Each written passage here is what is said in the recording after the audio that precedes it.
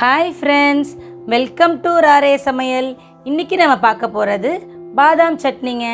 பாதாம் சட்னிக்கு தேவையான பொருட்கள் என்னென்னு பார்க்கலாம் வாங்க. தேங்காய் துருவல், பச்சை மிளகாய், கருவேப்பிலை, கடுகு, உப்பு, இஞ்சி, பூண்டு, பாதாம், எண்ணெய். வாங்க நம்ம இதை எப்படி செய்யலான்னு பார்க்கலாம். ஃபஸ்ட்டு ஒரு மிக்ஸி ஜார் எடுத்துக்கோங்க.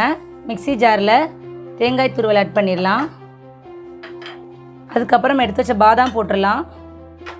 பூண்டு, இஞ்சி,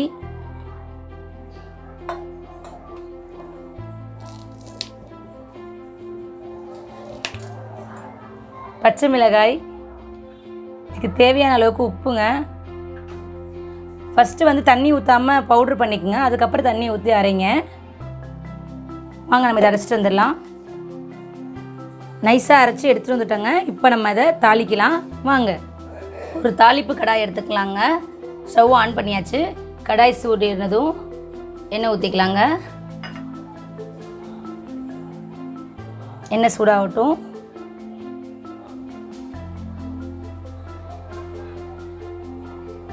கடுகு சேர்த்துடலாங்க.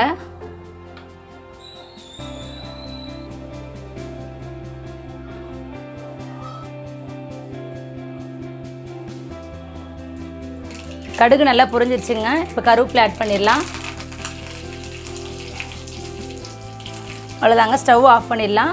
இப்போ நம்ம சட்னி மேலே ஊற்றிடலாம்.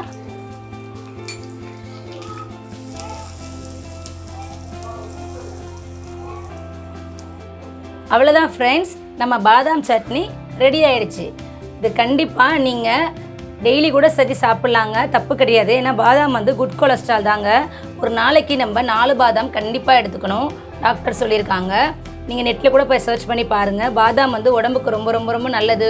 ஹேர் ஃபால்க்கு, ஸ்கின்னுக்கு, எல்லாத்துக்குமே நல்லதுங்க. நீங்களும் உங்கள் வீட்டு குழந்தைங்களுக்கு மறக்காமல் பாதாம் சட்னி செஞ்சு கொடுங்க. பாதாம் சாப்பிடாத குழந்தைங்க கூட இந்த மாதிரி சட்னி மாதிரி அரைச்சோம்னா அதில் பாதாம் போட்டுக்கணும் உங்களுக்கு தெரியாது.